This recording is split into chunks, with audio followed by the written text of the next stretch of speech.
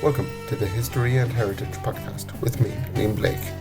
Join me as we uncover hidden stories and insights that shaped our world.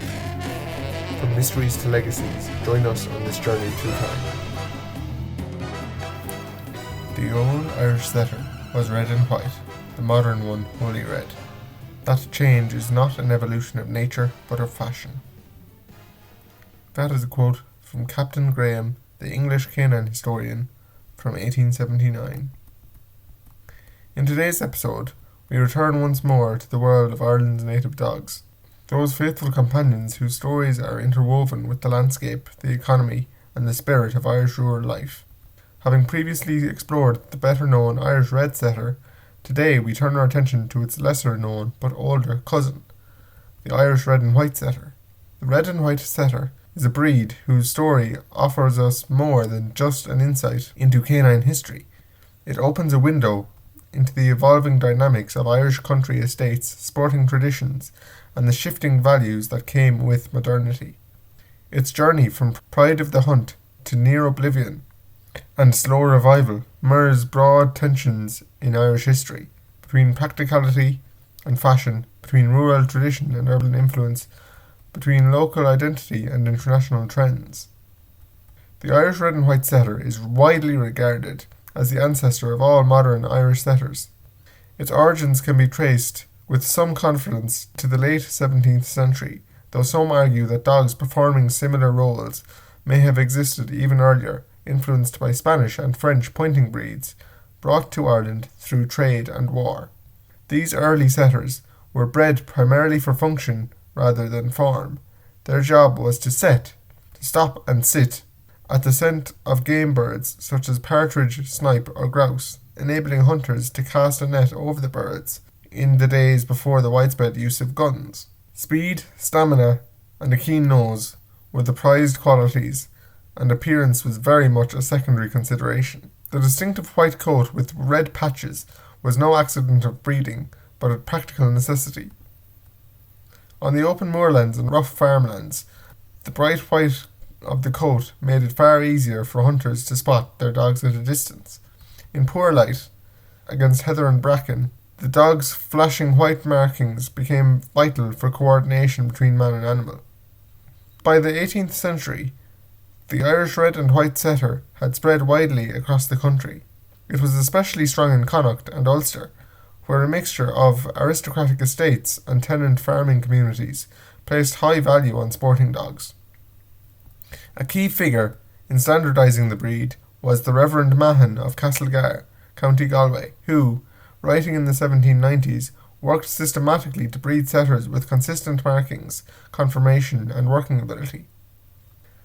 Mahon's dogs became renowned across Ireland, and many later lines of both red and white setters owe a genetic debt to this early stock. However, the 19th century brought seismic changes, not only in Ireland but across the sporting world.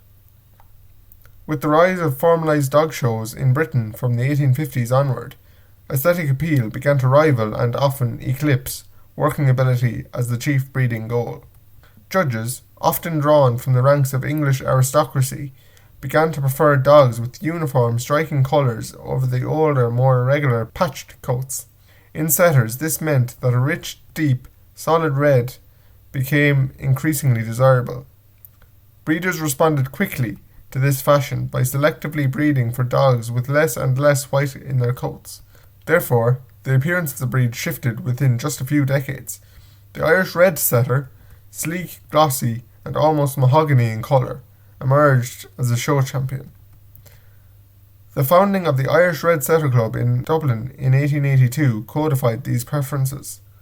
Breed standards explicitly favoured the deep uniform red, locking in aesthetic traits that bore little relation to the functional hunting dogs of previous generations. Not everyone welcomed this development. Captain Graham, the Englishman mentioned earlier, was a military officer and a respected dog historian, and he openly criticised the trend, warning that the old functional type was being sacrificed on the altar of show-ring fashion, but his cautions went largely unheeded.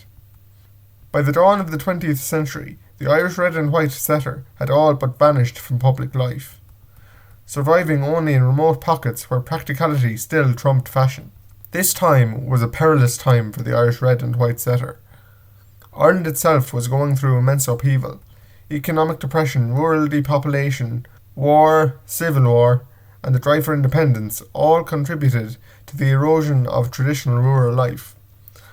Sporting estates declined, and with them, the need for gundogs of any kind.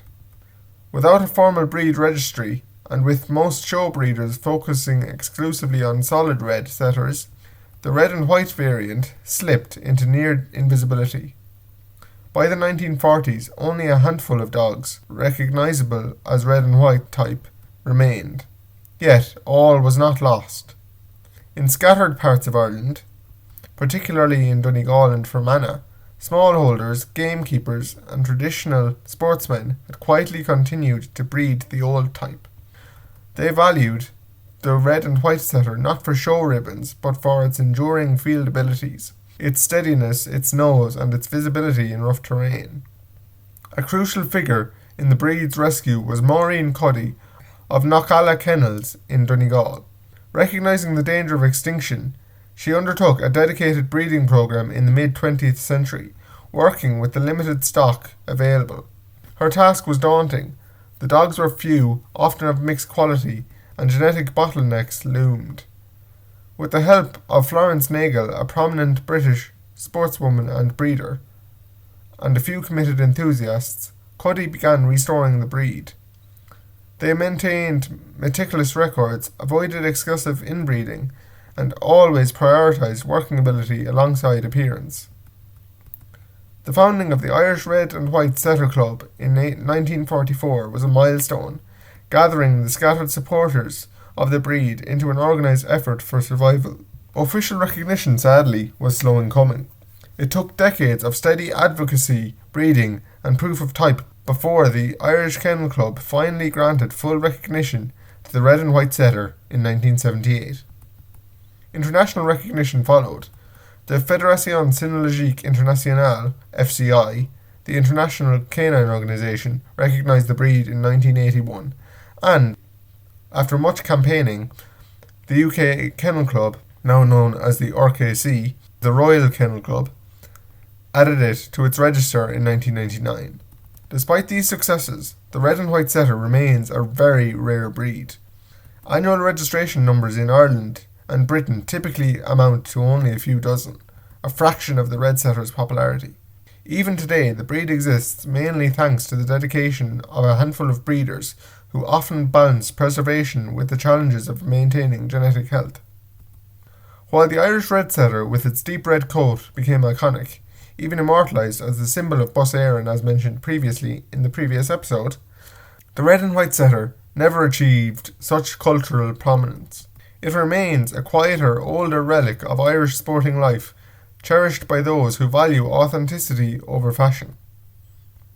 In terms of working style, the Irish red and white setter differs subtly but meaningfully from its red cousin. Red and whites tend to be steadier, more methodical workers, valued especially in rough terrain and adverse weather conditions. Their movement is slightly less flamboyant but often more efficient, covering ground with a sure-footed grace. Preservation efforts today focus on balancing three goals: maintaining working instinct, protecting genetic diversity, and improving public awareness. Breeders are cautious about narrowing the gene pool, and there is ongoing collaboration between breeders in Ireland, UK, France, Scandinavia, and the US. Field trials and working tests continue to showcase the breed's abilities. Although still rare, the Irish red and white setter has found a small but passionate following among hunters, field trial competitors, and heritage enthusiasts. Overall, the story of the Irish red and white setter is a story of survival, quiet, determined, and profoundly Irish in its spirit. It reminds us that heritage does not always trumpet itself from the rooftops. Sometimes it is carried forward in back kitchens, in quiet valleys, and on lonely bogs, preserved by the hands of those who believe that even almost lost things are worth saving. Thanks again for listening to the History and Heritage podcast. If you haven't already, do check out our earlier episodes, particularly our earlier episode on the Irish red setter itself, where we explored how that breed's journey through show rings and cultural fame tells a parallel but a very different story.